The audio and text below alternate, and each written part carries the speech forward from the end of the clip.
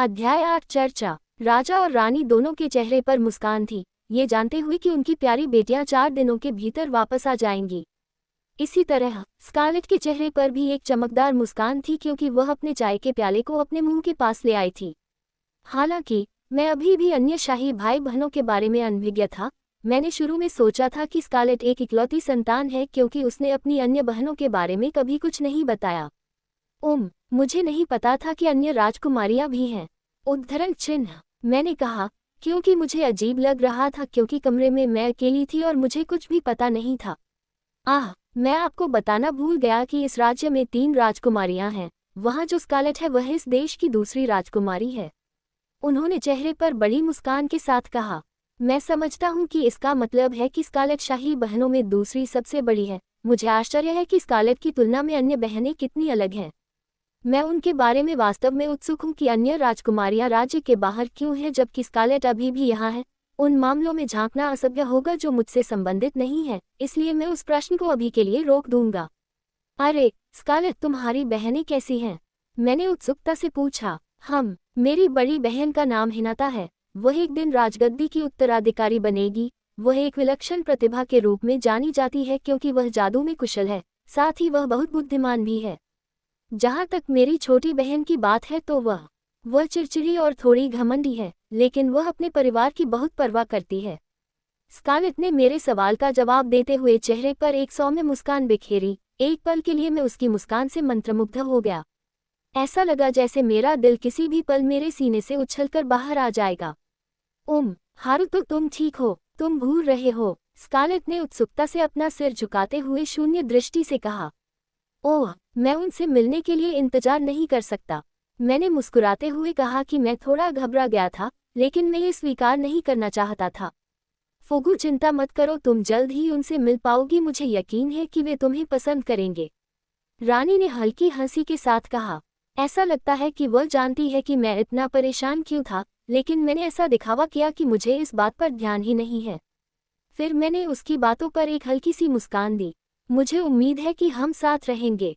Scarlett के साथ मेरा रिश्ता अच्छा रहा, हालांकि मुझे अपने सामाजिक कौशल को सुधारने की ज़रूरत है। मुझे लगता है कि यह बहुत बुरा नहीं है। मुझे लगता है कि हमें उनकी वापसी का जश्न मनाना चाहिए। आपका क्या विचार है? स्कारलेट अचानक उत्साह से भरकर अपनी सीट से उछल पड़ती है। यह एक बढ़िया विचार की तरह लगता है।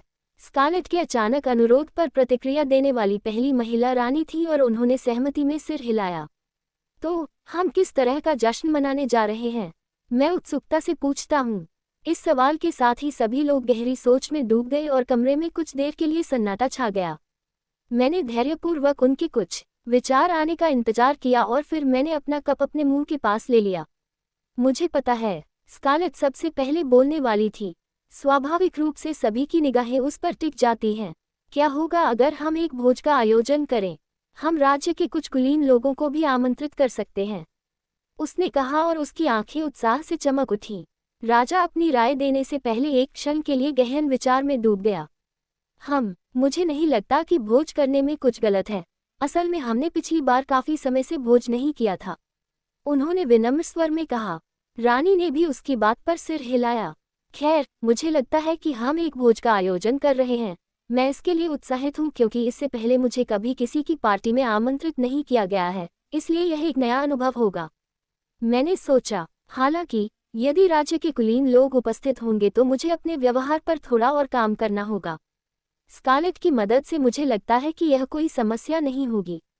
खैर, मुझे लगता है कि हमारी चर्चा यही समाप्त हो गई, राजा ने कहा और धीरे से अपने स्थान से उठे। रानी भी उनके पीछे चली गई। मैं नौकरानियों को भोज के बारे में बता दूंगी, उसने सौम्य मुस्कान के साथ कहा। इसके साथ ही राजा और रानी दोनों स्वागत कक्ष से बाहर चले गए और अपने पीछे दरवाजा बंद कर लिया। कमरे के अंदर केवल स्कारलेट और मैं ही रह गए। तो हारुतो, बाकी दिन तुम क्या करोगे? स्कारलेट ने अपना कप बड़ी खूबसूरती से मुंह के पास लाते हुए पूछा। मैं अपना जवाब देने से पहले कुछ देर सोचता हूँ। मैं थोड़ी देर के लिए अपने जादू का अभ्यास करने जा रहा हूँ। मैंने अपना गाल खुजलाते हुए कहा कि मैं अभी भी अपने अग्नि जादू पर काबू नहीं पा सका हूँ, जबकि मेरा वायु जादू असामान्य रूप से शक्तिशाली है। मैं अपने अन्य तत्वों की पूरी सीमा नहीं जानता हूँ। रुको, तुम बाहर जा रहे हो? लेकिन हम अभी हमले पर थे। याद रखो, मुझे लगता है कि थोड़ी देर आराम करना सबसे अच्छा होगा। उसने परेशान भाव से कहा। ठीक है, मैं समझता हूँ कि आप क्या कह रहे हैं, लेकिन मुझे भविष्य में किसी अन्य शक्तिशाली दुश्मन से मुकाबला करने के लिए अधिक मजबूत होने की आवश्यकता है। मैंने हल्के से मुस्कुराते हुए कहा। मैं वास्तव में उसकी चिंता को समझ सकता था। आखिरकार वह दानव वास्तव में शक्तिशाली था। मुझे पता है कि वह वास्तव में मुझे मारने की कोशिश नहीं कर रहा था, लेकिन क्या होगा अगर मैं फिर से किसी ऐसे शक्तिशाली व्यक्ति के खिलाफ जाऊं?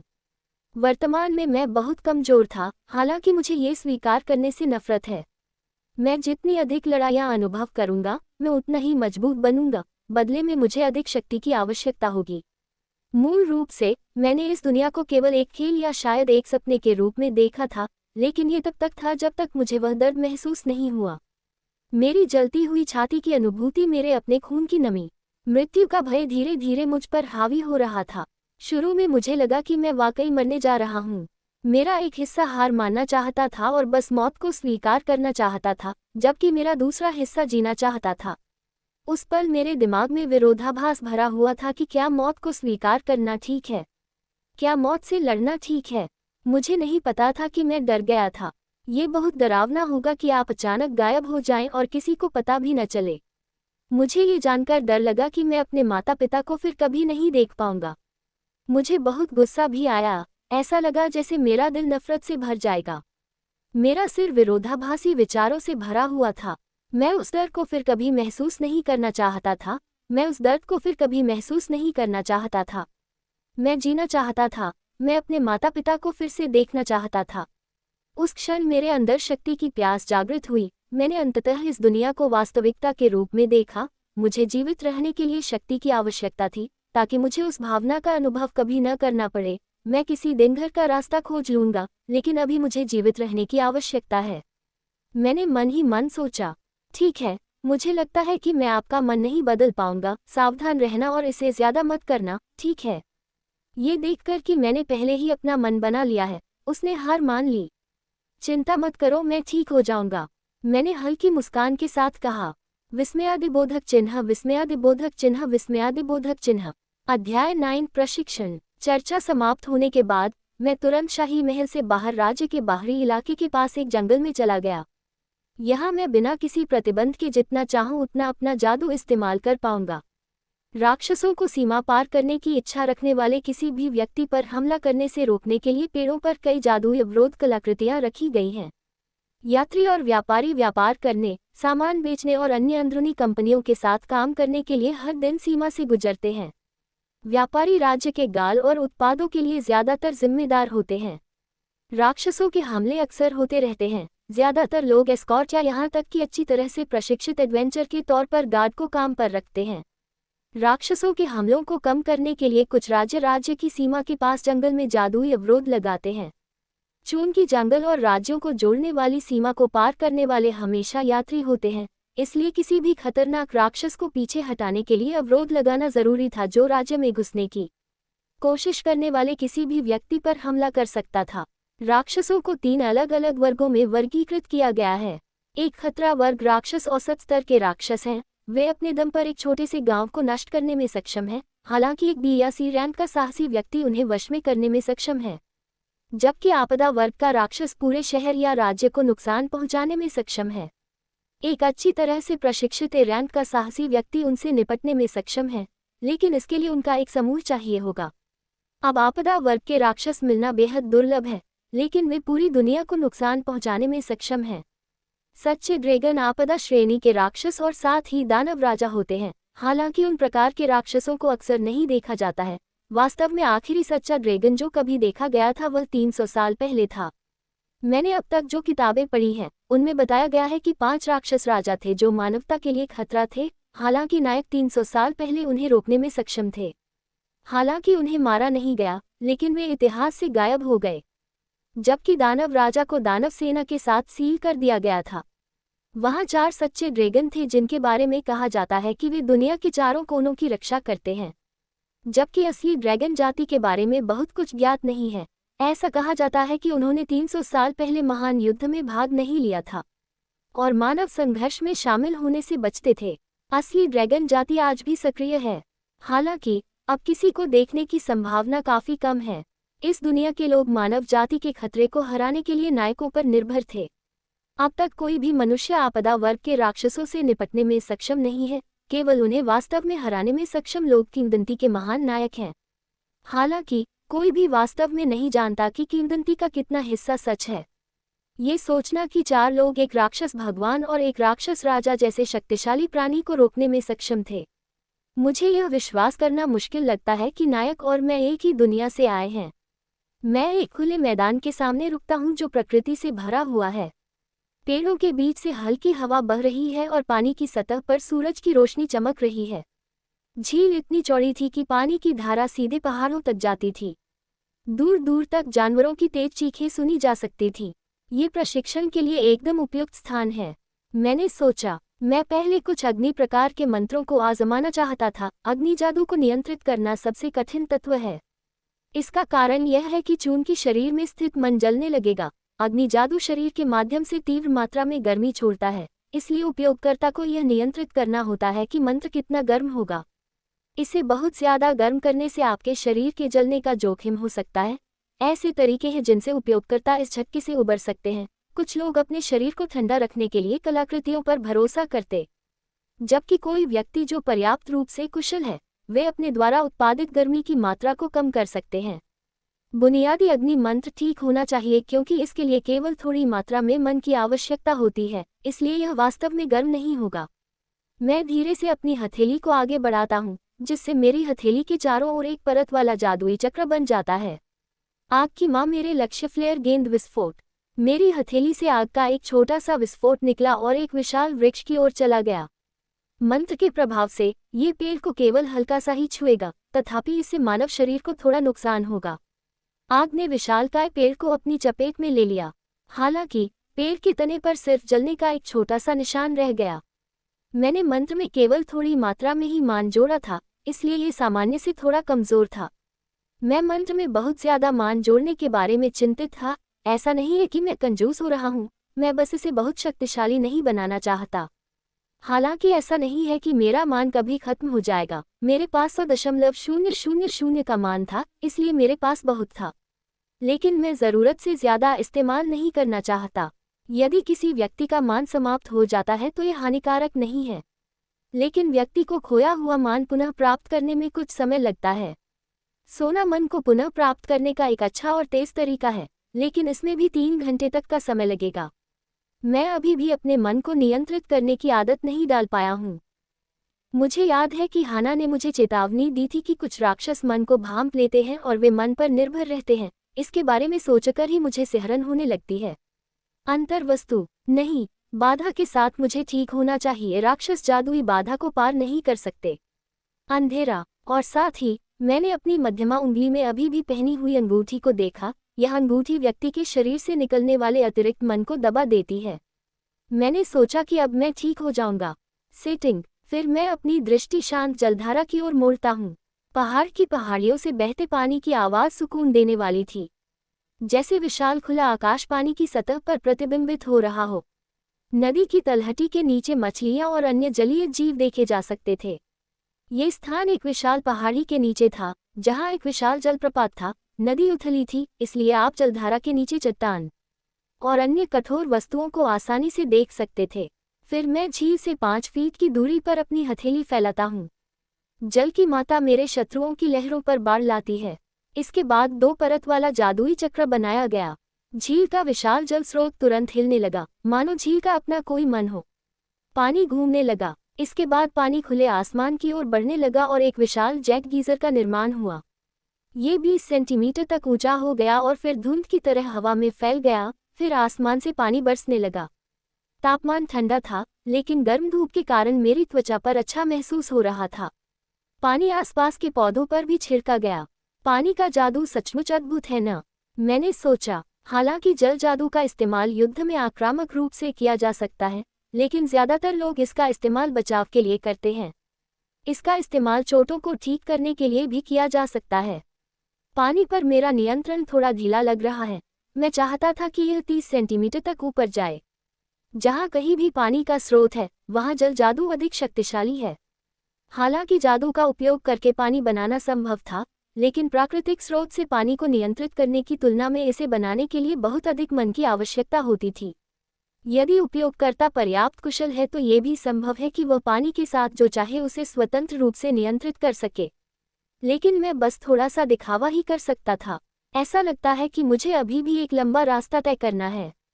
मैंने कड़वे चेहरे के साथ सोचा, यह अभी भी पर्याप्त नहीं है। उद्धरण चिन्ह। मैं धीरे से बुदबुदाया क्योंकि मैं थोड़ा निराश था। भले ही मेरे पास अत्यधिक शक्ति हो, लेकिन इसका क्या मतलब है अगर मैं यह नहीं जानता कि इसे कैसे नियंत्रित किया जाए। फिलहाल मैं सिर्फ अपने नियंत्रण पर ध्यान केंद्रित करूंगा। हालांकि अब मैं अपना पृथ्वी जादू का अभ्यास करना चाहता हूं। इसके बाद मैंने अपने आसपास का ध्यानपूर्वक निरीक्षण करना शुरू किया, ताकि पता चल सके कि पृथ्वी जादू का प्रयोग करने के लिए सबसे अच्छी जगह कौन सी होगी। अपने आसपास सतर्कता से देखते हुए मैंने एक ऐसा क्षेत्र देखा जिसमें बहुत बड़ी चट्टानें थीं। जमीन छोटे छोटे कंकरों से भरी हुई थी। हालांकि वहां एक भी पौधा नहीं दिख रहा था। आसपास के क्षेत्र में बड़े बड़े पेड़ थे, जिनकी ऊंचाई लगभग 45 सेंटीमीटर थी। खुले आसमान को देखना असंभव था, क्योंकि पेड़ों की शाखाएं और पत्ते मेरी नज़र में थे और आसमान का नज़ारा नहीं दिखा पा रहे थे। हालांकि सूरज की किरणें पत्तों के बीच से चमक रही थी और अंधेरे और उदास जंगल को रोशन कर रही थी। मैं एक उन्नत पृथ्वी मंत्र का प्रयास करूंगा। अब जब मैं आ गया हूं तो रास्ते में कोई बाधा नहीं है। फिर मैंने अपने दोनों हाथों को कठोर जमीन पर रखा और मेरी हथेलियों के नीचे 3 परतों वाला जादुई घेरा बन गया। हे धरती माता, अपनी शक्ति से विशाल कंपन उत्पन्न करो।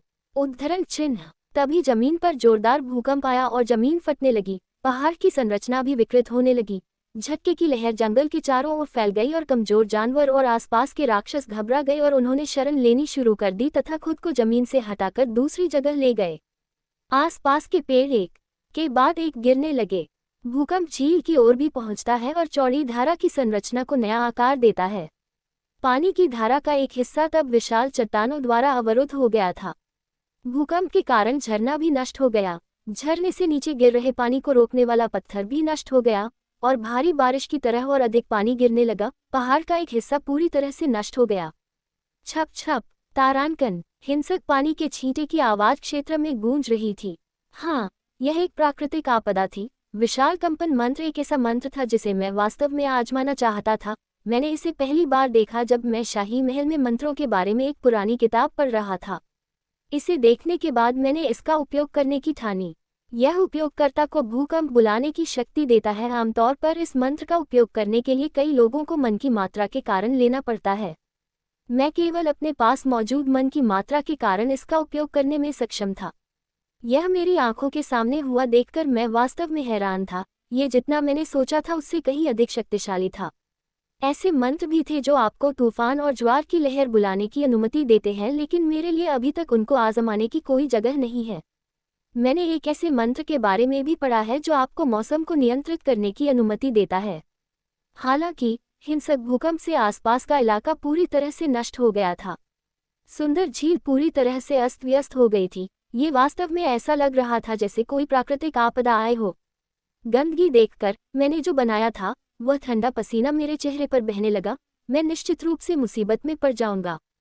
ये राज्य के लिए एक बड़ी समस्या बन सकता है। मुझे विश्वास नहीं हो रहा है कि मैं इस तरह बहक गया हूँ। ये पूरा जंगल शाही परिवार द्वारा प्रबंधित है। फिलहाल मैं एक ब्रेक लूंगा और खुद को स्थानांतरित करूंगा। एक बुद्धिमान व्यक्ति ने एक बार कहा था, यदि आप नहीं मिले हैं तो यह कोई अपराध नहीं है। मैंने चुपके से अपने आप से कहा। जंगल में लगभग 20 मिनट तक चलने के बाद मैं एक अन्य खुले मैदान में रुका जो सुंदर फूलों से खिल रहा था। फूल मेरे बाएं और दाएं तरफ एक साथ पंक्तिबद्ध थे, जिससे एक सीधा रास्ता बन रहा था जिस पर आप आसानी से चल सकते थे। प्रत्येक फूल का एक अलग रंग था, लाल, नीला, सफ़ेद और बैंगनी। वे सभी एकदम सही तरीके से पंक्तिबद्ध थे, इसलिए कोई भी दूसरे की सीमा पर कब्जा नहीं कर रहा था। वे सभी एक दूसरे के साथ एकदम सही तालमेल में थे। सूरज की रोशनी फूलों पर चमक रही थी और पूरे बगीचे को खूबसूरती से चमका रही थी। हाँ, ये वास्तव में सुंदर था।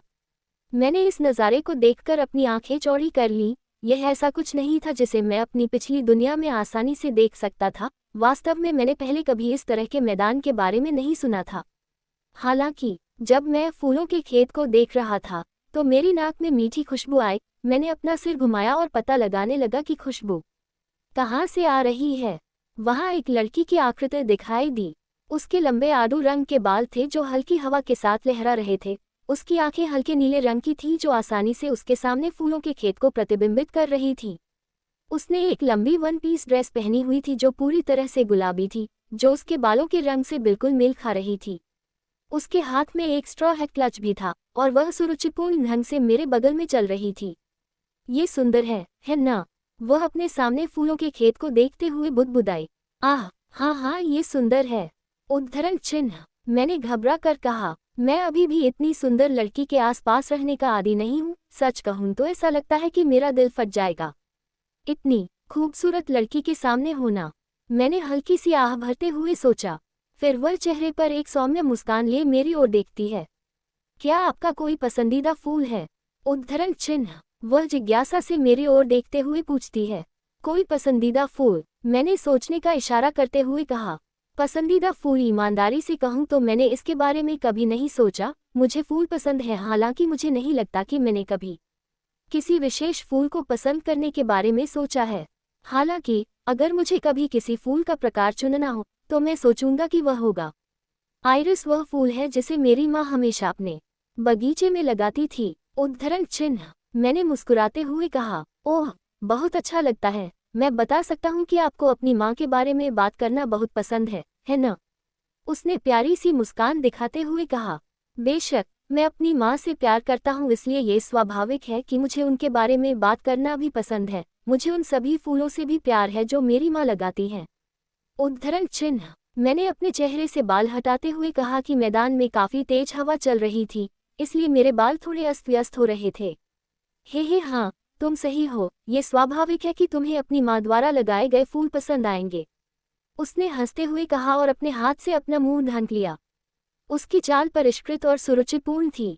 मुझे आश्चर्य हुआ कि यदि वह कोई उच्च पद की व्यक्ति होगी तो ये बताएगा कि वह इतनी सुंदर क्यों थी। मुझे आशा है कि आप मेरी अशिष्टता पर बुरा नहीं मानेंगे, लेकिन क्या आप मुझे अपना नाम बताएंगे? मैं झिझकते हुए पूछता हूँ। ओह, माफी चाहता हूँ, मुझे अपना परिचय पहले ही दे देना चाहिए था। उद्धरण चिन्ह। वह सदमे से भरे चेहरे के साथ हौंफने लगती है। आपसे मिलकर खुशी हुई, मैं शेरी हूँ। उसने अपनी लंबी पोशाक के हेम को दबाते हुए हल्के से झुककर कहा। उसकी चाल शांत और परिष्कृत थी, जिसे देखकर मुझे थोड़ा विश्वास हो गया कि वह शायद कहीं से कोई कुलीन महिला होगी। मुझे अपना परिचय देने की इजाजत दे। मैं हारुतो सातो हूँ, आपसे मिलकर मुझे खुशी हुई। मैंने हल्का सा झुकते हुए कहा। उसने अपना अंतिम नाम नहीं बताया, तो क्या इसका मतलब यह है कि वह कुलीन नहीं है? मैंने सोचा। माफ कीजिए, लेकिन क्या ये हो सकता है कि वह महिला शेरी कहीं से एक कुलीन महिला हो? मैं अपनी आवाज में थोड़ी हिचकिचाहट के साथ पूछता हूँ। ऐसा प्रश्न पूछना थोड़ा असभ्य था, हालांकि मैं चिल्लाने के लिए तैयार था। फूफू, नहीं, मैं कोई ऊंचे घर में पैदा हुआ व्यक्ति नहीं हूँ। आप देखिए, मैं तो बस एक आम आदमी हूँ। उसने हल्की सी हंसी के साथ कहा। अच्छा, ऐसा है। वह एक आम महिला हैं, लेकिन उनके पहनावे और आचरण से मुझे लगता है कि वह एक उच्च पदस्थ कुलीन महिला हैं। आम लोगों और कुलीनों के बीच का अंतर रात और दिन जैसा है। कुलीनों को जन्म से ही उचित शिक्षा दी जाती है। उनसे अपेक्षा की जाती है कि वे ऐसे स्कूल में दाखिला लें जहां उन्हें सर्वोत्तम स्तर की शिक्षा दी जाए। इसलिए मूल रूप से सभी कुलीन लोग परिष्कृत और बुद्धिमान होते हैं, जबकि आम लोग इतने भाग्यशाली नहीं होते। वे अकादमी में दाखिला लेने के लिए भुगतान नहीं कर सकते, इसलिए आम लोगों में बुद्धिमत्ता की कमी होती है। वह रईसों और राजघरानों की तरह समझदार और चालाक नहीं है, जबकि कुछ आम लोग हैं जो अकादमी में दाखिला लेने के लिए काफी भाग्यशाली हैं। उसका आचरण एक आम व्यक्ति के लिए बहुत ही सुंदर था। मेरी पिछली दुनिया के विपरीत, जहां हर कोई इस दुनिया में सबसे अच्छी शिक्षा प्राप्त कर सकता है, ये ज्यादातर केवल कुलीनों और राजघरानों तक ही सीमित है। साथ ही चूंकि आम लोगों को अच्छा वेतन नहीं मिलता है, इसलिए वे उसके जैसे साफ और आकर्षक कपड़े नहीं पहनते हैं। देखिए, मैं एक प्रसिद्ध व्यापारी की बेटी हूँ जो इस समय इसी राज्य में रह रहा है। उसने व्यंग्यात्मक मुस्कान के साथ कहा। हाँ, मैं समझ गया। तो ये बात सच है कि लेडी शेरी को ये परिष्कार अपने माता पिता से मिला होगा? मैंने हल्की हंसी के साथ कहा। ओह, कृपया रुकें। मेरे नाम में कोई भी आकर्षक सम्मानसूचक शब्द जोड़ने की कोई आवश्यकता नहीं है। आप मुझे बस शेरी कह सकते हैं। उसने अपनी पुआल की टोपी सिर पर लाते हुए कहा। वह चाहती है कि मैं उसे उसके प्रथम नाम से ही पुकारूं। क्या यह उससे कुछ ज्यादा नहीं है जिससे आप अभी अभी मिले हैं? खैर, मुझे लगता है कि यह समझ में आता है, क्योंकि वह शायद इस बात की आदी नहीं है कि लोग उसके नाम के साथ सम्मानसूचक शब्द जोड़ें। मुझे लगता है, यदि वह कोई कुलीन या राजपरिवार का व्यक्ति होता तो इसे असभ्य माना जाता। लेकिन चूंकि उसने मुझे व्यक्तिगत रूप से बताया है, इसलिए मुझे यकीन है कि यह ठीक है। उद्धरण चिन्ह डॉट डॉट डॉट डॉट। तो फिर शेरी, तुम यहाँ तक क्यों आए हो? मैं उसका नाम लेते समय अजीब तरह से हकलाया, हालांकि मुझे थोड़ी जिज्ञासा थी कि वह यहाँ क्यों आए है। खैर, मुझे सुंदर फूलों को खिलते हुए देखना अच्छा लगता है। उसने अपनी नज़र सामने फूलों के मैदान पर घुमाते हुए कहा। उसकी आंखें चमक उठी, क्योंकि उनमें फूलों के मैदान पर चमकती हुई सूरज की रोशनी पड़ रही थी। फिर उसके गुलाबी होठों पर एक हल्की सी मुस्कान उभरी। ओह, मुझे लगता है कि मैं अकेली नहीं हूँ जिसे फूल पसंद हैं। हाँ, जब मैं छोटा था तो मैं हमेशा अपने बड़े भाई के साथ फूलों को देखता था। इसलिए इस बगीचे को देखकर पुरानी यादें ताज़ा हो जाती हैं। उसने फूलों के खेत को निहारते हुए कहा। ये स्पष्ट था कि वह अपनी मधुर यादों को ताज़ा कर रही थी। मैं देखूंगा, मैंने अजीब तरीके से अपना गाल खुजलाते हुए कहा। तो हारुतो, तुम यहाँ क्या कर रही हो? वह अपना सिर एक तरफ झुकाते हुए पूछती है। उसने बिना किसी झिझक या शर्मिंदगी के इतने स्वाभाविक ढंग से मेरा नाम लिया कि मैं सचमुच प्रभावित हो गया। मऊ, मैं कुछ प्रशिक्षण कर रहा था, मैंने घबराकर मुस्कुराते हुए कहा। प्रशिक्षण? मैं देख रहा हूँ कि आपके पास तलवार नहीं है। तो क्या मैं मान सकता हूँ कि आप उस समय जादू का अभ्यास कर रहे थे? उसने समझते हुए कहा। हाँ, क्योंकि मैं और अधिक मजबूत बनना चाहता हूँ, मैंने सख्त लहजे में कहा। मेरी आवाज़ सुनकर वह थोड़ा झिझकी, लेकिन फिर मुस्कुरा दी। क्या मैं पूछ सकता हूँ कि आप मजबूत बनने के लिए इतने दृढ़ क्यों हैं? वह उत्सुकता से पूछती है। खैर, मैं अपने साथ साथ अपने सबसे महत्वपूर्ण लोगों की भी सुरक्षा करना चाहता हूँ। मैंने अजीब सी नज़र से उसकी ओर देखते हुए कहा। क्या आप अपने साथ साथ अपने सबसे महत्वपूर्ण लोगों की भी सुरक्षा करना चाहते हैं? कुछ क्षण के लिए वह चुप हो गई तथा उसके चेहरे पर ऐसा भाव आ गया जैसे वह मेरे उत्तर से आश्चर्यचकित हो गई हो। मैंने जो कहा उसमें कुछ गलत है क्या? मैं हैरान होकर पूछता हूँ। ओह नहीं, ऐसी बात नहीं है। बात सिर्फ इतनी है कि मैं ऐसे कई लोगों से मिला हूँ जो अपने स्वार्थ के लिए सत्ता हासिल करना चाहते हैं, इसलिए मुझे ये सुनकर वाकई आश्चर्य हुआ कि आप अपने महत्वपूर्ण लोगों की रक्षा के लिए सत्ता हासिल करना चाहते हैं। उसने हल्की मुस्कान के साथ कहा। खैर, मेरा मानना है कि ऐसे बहुत से लोग हैं जो केवल अपने स्वार्थ के लिए ही सत्ता चाहते हैं। मैं उसके शब्दों के पीछे का अर्थ आसानी से समझ सकता था। खैर हारुतो, आपसे बात करके अच्छा लगा, लेकिन लगता है कि अब थोड़ी देर हो रही है, क्या आपको नहीं लगता? उसने दूर की ओर देखते हुए कहा। सूरज के क्षितिज पर डूबने के साथ ही आसमान में अंधेरा छाने लगा था। मुझे लगता है कि मैंने ध्यान नहीं दिया कि कितनी देर हो रही थी। उद्धरण चिन्ह, मैंने सूर्यास्त को देखते हुए कहा। हाँ, मुझे आशा है कि हम फिर मिलेंगे हारुतो। उद्धरण चिन्ह, उसने फूलों के बीच खुले रास्ते पर चलते हुए कहा। हाँ, यहाँ भी ऐसा ही है, मैंने अपना हाथ हल्का सा हिलाते हुए कहा। ऐसा लगता है कि वह जादुई अवरोध के बीच रह रही है, इसलिए मुझे राक्षस द्वारा उस पर हमला करने की चिंता करने की आवश्यकता नहीं है। फिर मैं शाही महल की ओर वापस आ गया। ये 30 मिनट की पैदल दूरी थी, लेकिन मुझे ताज़ी हवा में रहना अच्छा लगता है, इसलिए यह एक सुखद सैर थी। जब मैं शाही महल में वापस आया तो मैंने देखा कि हर जगह बहुत सारी नौकरानियां थीं, जो बेचैनी से इधर उधर घूम रही थी। कोई रसोई के बर्तन धो रहा था, तो कोई कुर्सियां और मेजें साफ कर रहा था। फिर मैं एक नौकरानी के पास गई जिससे मैं बहुत परिचित थी, ताकि पता चल सके कि क्या हो रहा है। माफ करना लेडी रिन, क्या कुछ हो रहा है? मैं उत्सुकता से पूछता हूँ। हाँ सर सातो, राजकुमारियां 4 दिनों के भीतर वापस आ रही हैं, इसलिए हम भोज की तैयारी कर रहे हैं। उसने अपने हाथों में पकड़ी हुई प्लेटें मेज पर रखते हुए कहा। मैं समझ गया, तो यही हो रहा है। उद्धरण चिन्ह, वैसे लेडी स्कारलेट इस समय मीटिंग में है, इसलिए आप अपने कमरे में शांति से प्रतीक्षा करें और आराम करें। जब दिन खत्म हो जाएगा तो मैं आपको फ़ोन करूंगी, उसने अपनी सामान्य सपाट आवाज़ में कहा। उद्धरण चिन्ह डॉट डॉट डॉट। समझा, मैंने सिर हिलाकर कहा। फिर मैं उस कमरे की ओर चला गया जहां मैं उस समय रह रहा था। अध्याय 10 बैठक। शाही महल के अंदर एक कमरे में बैठक हो रही थी। राज्य के सभी सबसे प्रभावशाली व्यक्ति एक साथ इकट्ठे हुए थे। कमरा शूरवीरों से भरा हुआ था जो बाहर निकलने के रास्ते की रखवाली कर रहे थे, और कुछ कमरे के कोने में खड़े थे। ये कमरा शाही महल के भीतर सबसे बड़ा स्थान था। सिंहासन से लेकर बड़े लकड़ी के दरवाजे तक लाल कालीन बिछा हुआ था। छत को सुंदर चौकोर टाइलों से डिजाइन किया गया था जो कमरे की रोशनी के साथ चमकती थी और इसे एक चमकदार रूप देती थी। राजपरिवार की ओर से राजा अलमोस आरामदेह मुद्रा में बैठे थे। रानी यानी उनके बगल में अपनी कुर्सी पर शान से बैठी थी। राजकुमारी स्कारलेट उनके बगल में बैठी थी। हालांकि उनके दाएं ओर 2 खाली सीटें थीं। सभी रईसों के चेहरे पर तनाव का भाव था जब उन्होंने शाही परिवार को आदरपूर्वक प्रणाम किया। बैठक का विषय निश्चित रूप से राजकुमारी स्कारलेट की पिछली गली में लूटपाट और उसके हाल ही में जासूस का आना है। रईसों को उन घटनाओं के विवरण के बारे में पूरी जानकारी नहीं है, क्योंकि उन्हें केवल इतना बताया गया था कि राजधानी में राजकुमारी का पीछा करने वाला एक जासूस था। कुलीन लोग इस बात से बहुत क्रोधित थे कि एक मूर्ख ने राज्य की राजकुमारी पर हाथ डाल दिया था। सामान्य परिस्थिति में इससे आसानी से युद्ध छिड़ सकता था, लेकिन चूंकि उन्हें इस बात का कोई अंदाजा नहीं था कि राजकुमारी जासूस का निशाना कौन थी और क्यों थी, इसलिए वे बिना किसी वैध सबूत के युद्ध की घोषणा नहीं कर सकते थे। इस समय सभी राष्ट्र शांति में थे और वे बिना सबूत के किसी राष्ट्र पर आरोप नहीं लगा सकते थे, क्योंकि इससे राज्य को पड़ोसी राज्यों के साथ दुश्मनी का खतरा हो सकता था। राजा के बोलने की प्रतीक्षा करते हुए कमरे में सन्नाटा छा गया। आज आने के लिए धन्यवाद। हमारे पास चर्चा करने के लिए कुछ परेशान करने वाले विषय हैं। राजा ने चेहरे पर परेशानी के भाव के साथ कहा, मानो वह सिरदर्द को दबा रहा हो। पहले मैं ये बता दूं कि मेरा मानना है कि जासूस राक्षस जाति से था। उद्धरण चिन्ह। राजा ने कठोर स्वर में कहा। जैसे ही राजा ने ये शब्द कहे, कमरा तनाव से भर गया। प्रत्येक सरदार के चेहरे पर भय का भाव था। आखिरकार, यदि 300 साल पहले उनके पक्ष में नायक न होते तो मानव जाति या तो गुलाम हो गई होती या क्रूर राक्षसों द्वारा विलुप्त हो गई होती।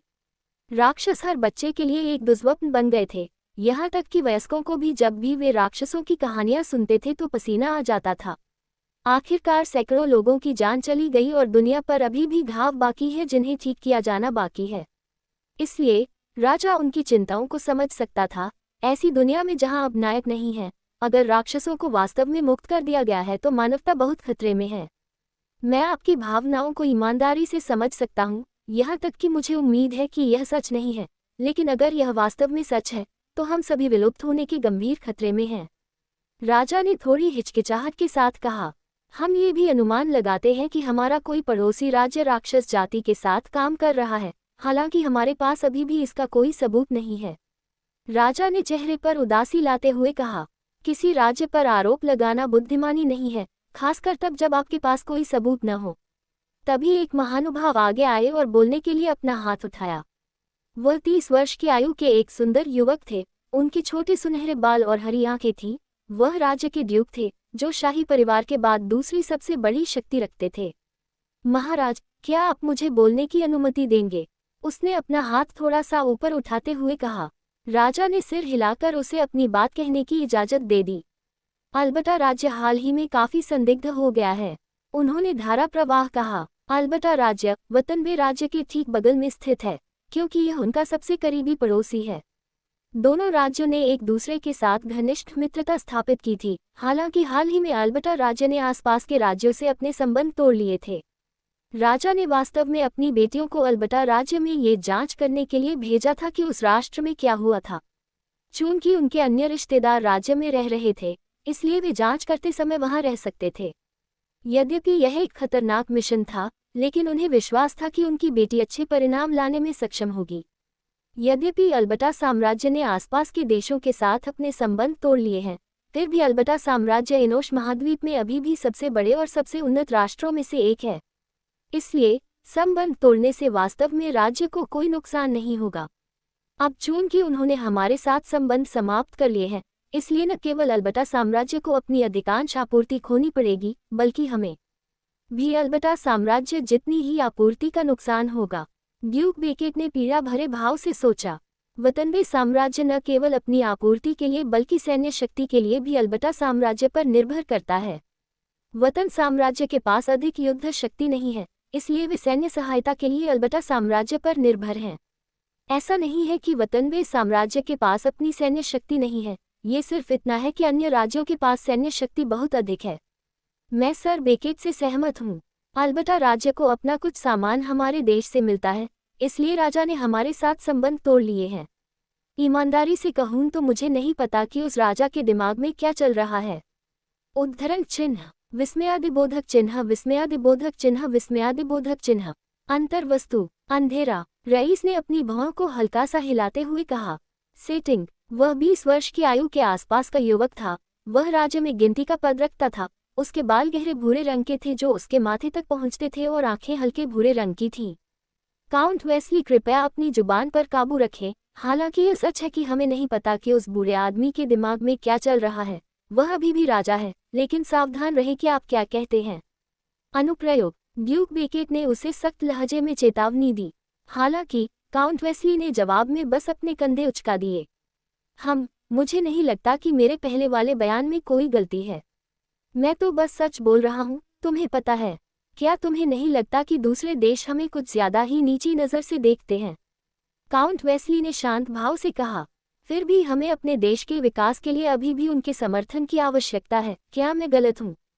यही आपकी समस्या है, आप अन्य देशों पर बहुत अधिक निर्भर हैं। यह आपकी कमजोरी है। बेहतर होगा कि हम स्वयं अपना बेहतर भविष्य बनाएं। काउंट ने ड्यूक बेकेट के पिछले बयान पर पलटवार करते हुए उसे घूरते हुए कहा।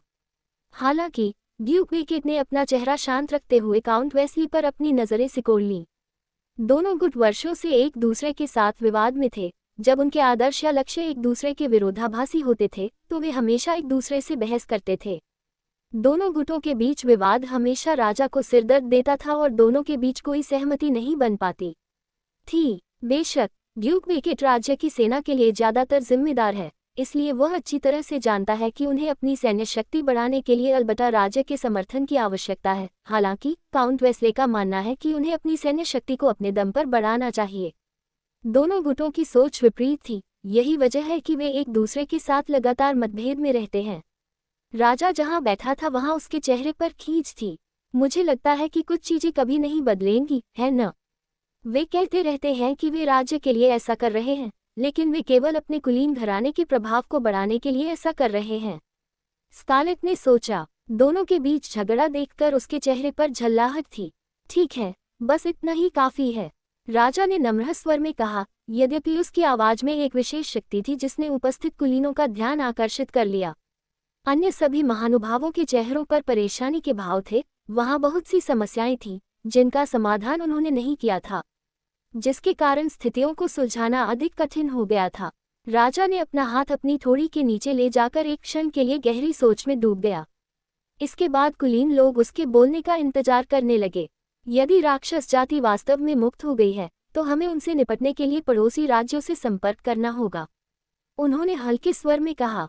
हाँ, उनसे तुरंत संपर्क किया जाएगा और निश्चित रूप से सतर्क भी रहा जाएगा। यदि हम उनसे संपर्क भी कर लें तो क्या हमें महान नायकों की शक्ति की आवश्यकता नहीं होगी? रानी अचानक पूछती है। भले ही राज्यों को राक्षस के अस्तित्व के बारे में पता हो, लेकिन राक्षस सेना को वास्तव में केवल नायक ही हरा सकते हैं, जबकि यह अनुष्ठान पीढ़ियों से चला आ रहा था। राज्यों को पहले इस पर सहमत होना था, तभी कोई उन्हें बुला सकता था। हाँ, हमें राक्षस सेना के खिलाफ लड़ने के लिए निश्चित रूप से नायक की शक्ति की आवश्यकता होगी। इस अनुष्ठान में 10 लोगों तक की भागीदारी होती है क्योंकि इसमें भारी मात्रा में मन प्राप्त होता है। तभी एक बूढ़ा आदमी शांति से आगे बढ़ा और राजा को प्रणाम किया। वह अब तक चुपचाप बातचीत सुन रहा था। उसके शरीर के चारों ओर एक अनोखी आभा थी जो प्रभुत्व को दर्शाती थी। उसकी लंबी सफेद मूंछें थीं और भूरी आंखें थीं। वह 60 के दशक के अंत में लग रहा था। महाराज, क्या आप मुझे ये पूछने की अनुमति देंगे कि उस लड़के के बारे में क्या हुआ? वह उत्सुकता से पूछता है। फिर रईसों ने अपनी निगाहें बूढ़े आदमी की ओर घुमाई। राजा ने जब लड़का शब्द सुना तो एक क्षण के लिए वह हैरान रह गया, लेकिन तुरंत ही उसे अपने शब्द का अर्थ समझ में आ गया। तुम्हारा मतलब युवा हारुतो से है, न ह्यूगो मार्क्वेस? राजा पूछता है। हाँ, ऐसी बहुत सी बातें हैं जो हम उस लड़के के बारे में नहीं जानते। मैं पिछले कुछ दिनों से उसे चुपके से देख रहा हूँ। मुझे यकीन है कि उसे पता है कि मैं उसे देख रहा हूँ, फिर भी उसने कुछ भी नहीं करने का फैसला किया और ऐसा दिखावा किया जैसे उसे पता ही नहीं है। उसने मुंह सिकुड़ते हुए कहा। एक आम आदमी का राजकुमारी के इतने करीब होना, इस तथ्य से कई कुलीन वर्ग बहुत परेशान था। वे सभी इस तथ्य से अप्रसन्न होकर भौहें सिकोड़ लेते हैं। हाँ, वह एक प्रभावशाली लड़का है, यहाँ तक कि मुझे भी एक बार लगा था कि वह एक जासूस है, लेकिन अब तक उसने ऐसा कुछ नहीं किया है जिस पर संदेह किया जा सके। राजा ने उनकी नाराजगी को नजरअंदाज करते हुए चेहरे पर हल्की मुस्कान लाते हुए कहा, ईमानदारी से कहूं तो उसे उम्मीद थी कि कुछ रईस उसके पास आएंगे और हारुतो पर अपने संदेह के बारे में बताएंगे, क्योंकि उसकी पृष्ठभूमि अभी भी साफ नहीं हुई थी। हालांकि हारुतो ने उसकी बेटी को कई बार बचाया था, इसलिए वह सहज रूप से हारुतो पर संदेह नहीं करना चाहता था। हालांकि वह इतना भोला नहीं था कि यह सोचे कि उसके आसपास के राज्यों में से किसी एक द्वारा भेजा गया जासूस होने की कोई संभावना नहीं है, इसलिए उसने स्कारलेट को उस पर सतर्क नजर रखने के लिए छोड़ दिया था। हालांकि ऐसा लगता है कि स्कारलेट ने उस पर पूरा भरोसा किया है, इसलिए राजा के रूप में उसके लिए भी उस पर भरोसा करना ठीक था। लड़के ने कुछ भी गलत नहीं किया है, उसने स्कारलेट को एक बार नहीं बल्कि 2 बार बचाया है, इसलिए उस पर संदेह करने का कोई कारण नहीं है ना स्कारलेट? राजा अचानक स्कारलेट से पूछता है कि अब तक चर्चा में भाग न लेने का फैसला किसने किया था। अचानक अपना नाम सुनकर स्कारलेट थोड़ा झिझकती है। हाँ, हारुतो मेरा रक्षक है और मेरा मित्र भी है, मैं आपको आश्वस्त कर सकता हूँ कि वह जासूस नहीं है, स्कारलेट ने मुस्कुराते हुए कहा। हालांकि अचानक सुर्खियों में आने से वह थोड़ी घबरा गई थी। हालांकि कुछ सरदार अभी भी आश्वस्त नहीं थे, लेकिन वे राजकुमारी की बातों के विरुद्ध नहीं जा सकते थे, इसलिए उन्हें अपने संदेह को निगलना पड़ा। तो अब हम इस चर्चा को समाप्त करते हैं। मैं आप सभी पर अपने कार्य को पूरा करने के लिए भरोसा करूंगा, समझे? राजा ने कमरे में उपस्थित सभी लोगों की ओर देखते हुए कहा। सभी महानुभावों ने जवाब में अपना सिर हिलाया। अब हम उनकी वापसी के लिए तैयार हो जाएं। रानी ने प्रसन्नतापूर्वक कहा, हाँ, मैं इंतजार नहीं कर सकता। स्कारलेट के चेहरे पर चमकीली मुस्कान आ गई।